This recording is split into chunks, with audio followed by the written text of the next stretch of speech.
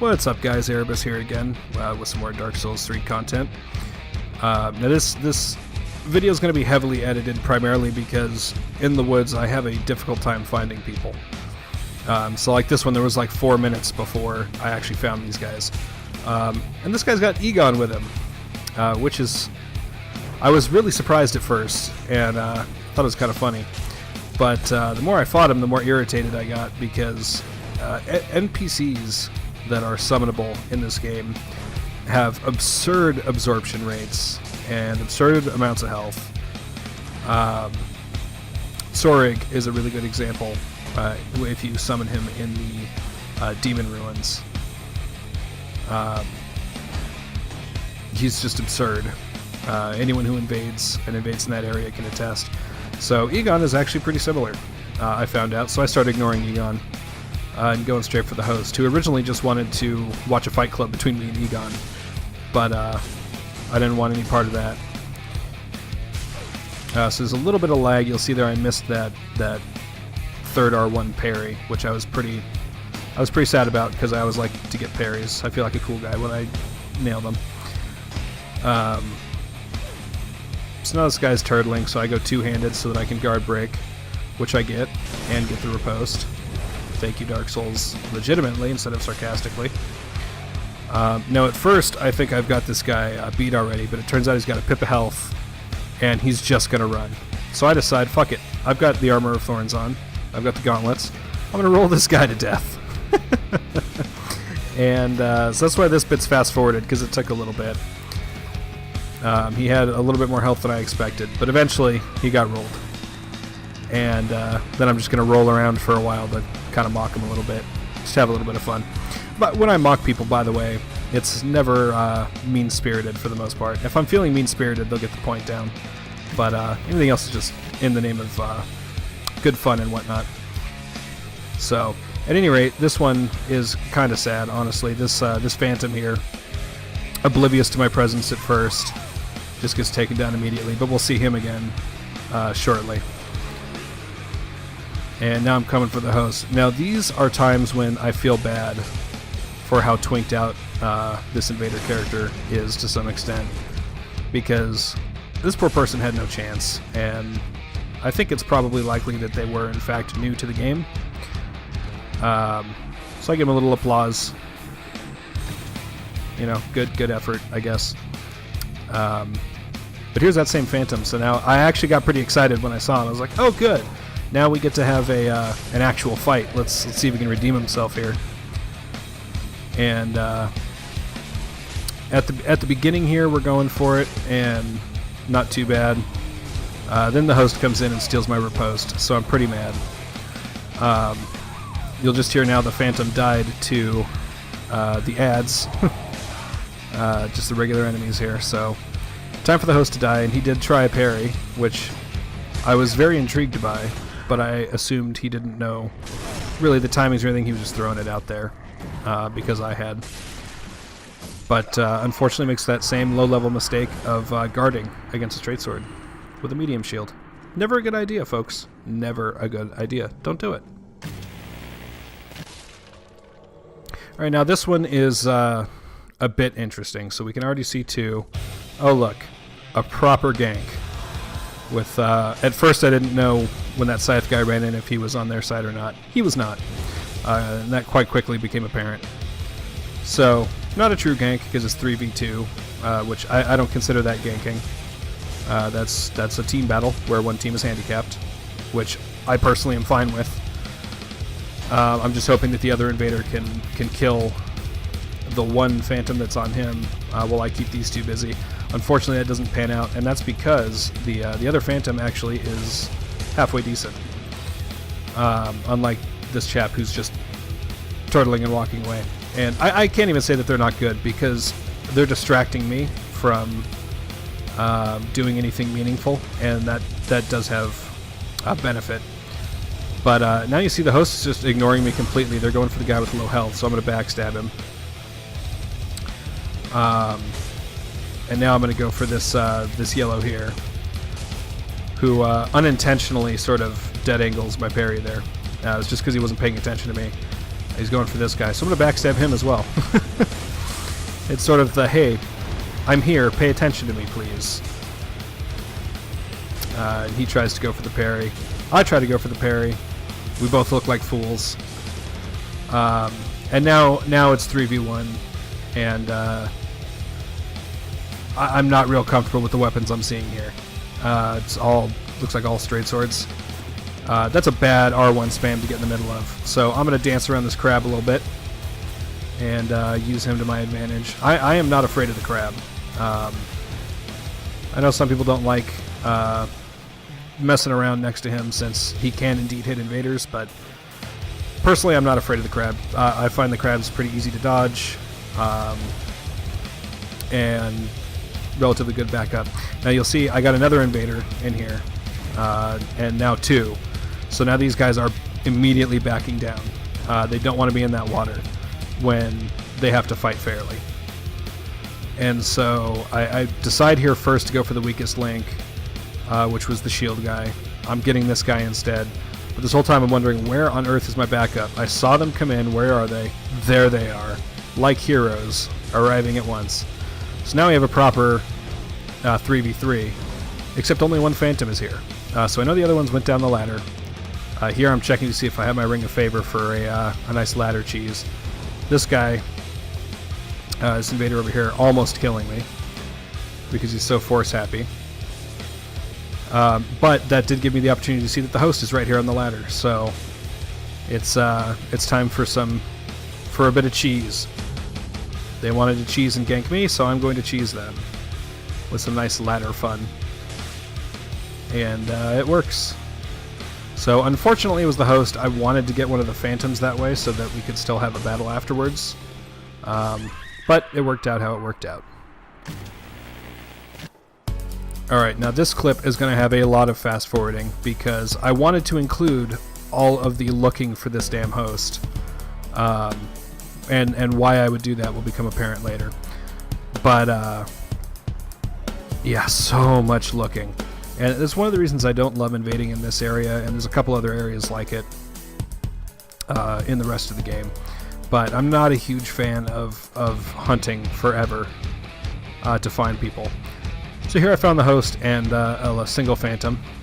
I'm always pretty friendly when it's just two folks because, you know, they're clearly not ganking, they're just co-oping, and there's, you know, it's all good.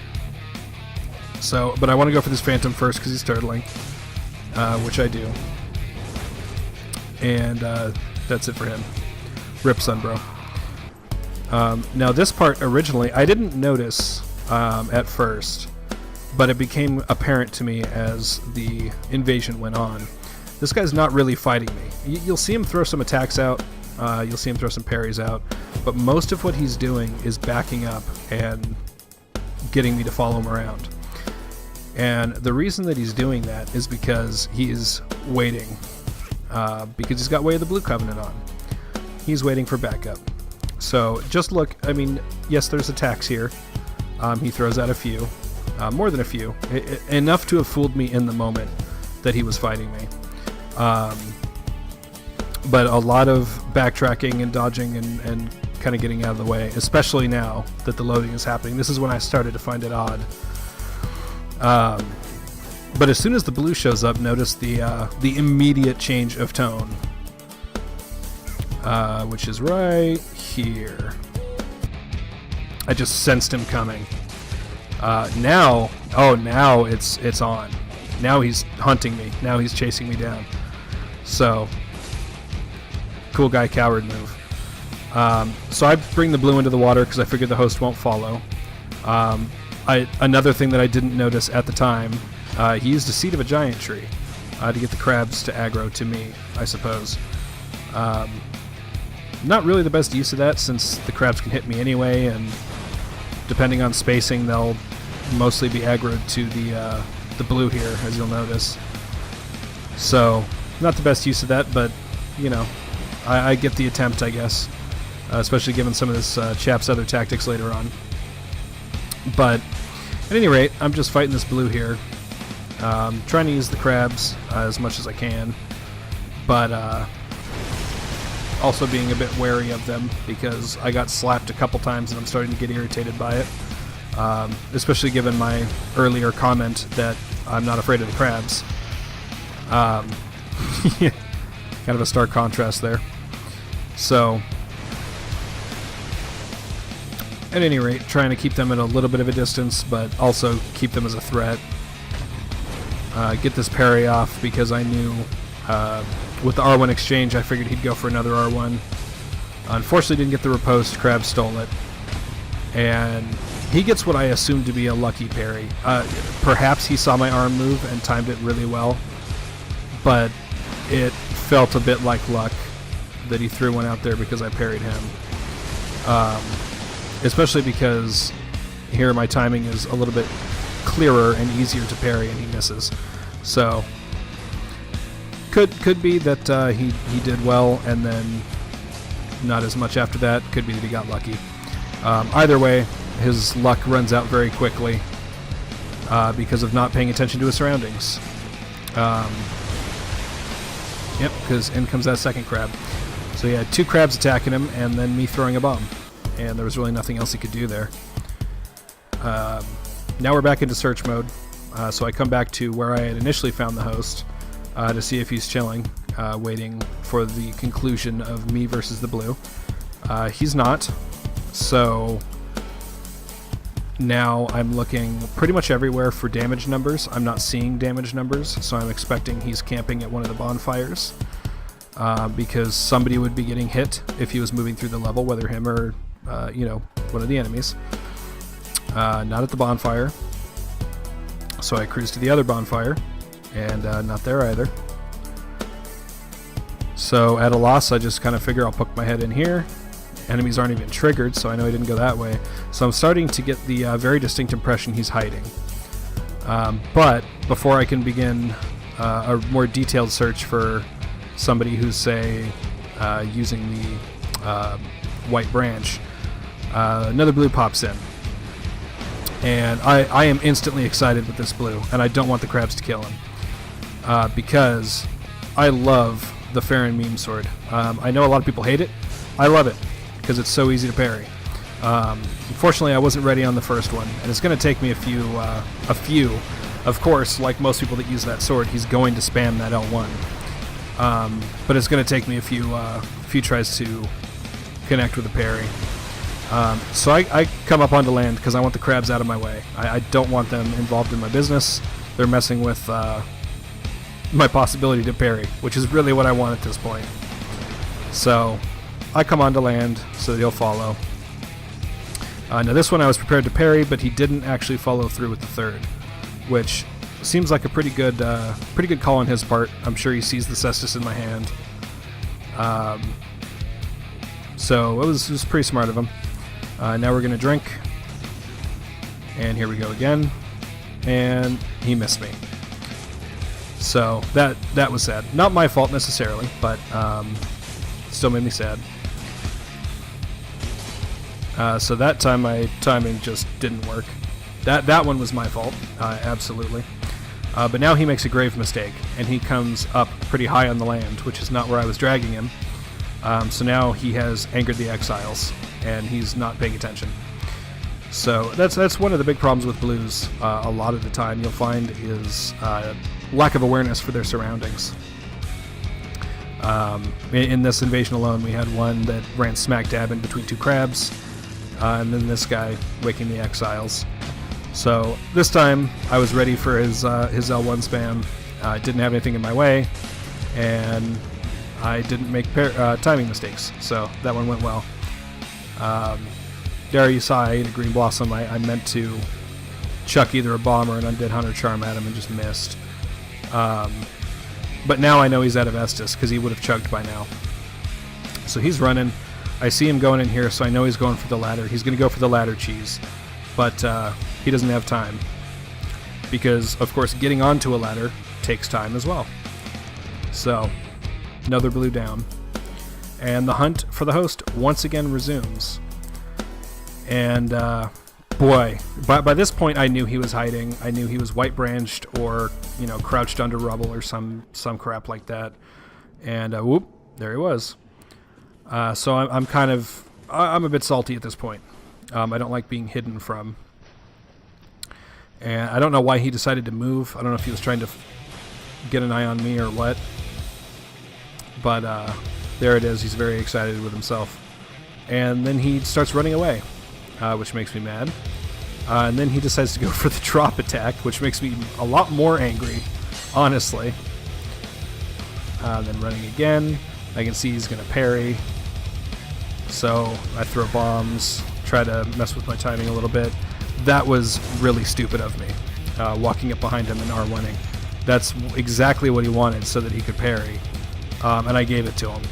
So that was shame on me. If I had lost this invasion, that would have been the reason why. That was a terrible move.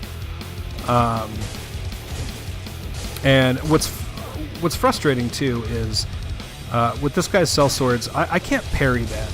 I don't know the timing, and so he honestly probably could have beaten me if he had just fought me, fair and square. Pulls a shield out for the Hail Parry, which I saw coming, of course, and becomes Bomb O'Clock. And this guy gets the biggest point down because holy crap, the amount of running. Even fast forwarded, that took forever. At any rate, guys, it's been enough, I think, for today. I'll see y'all next time.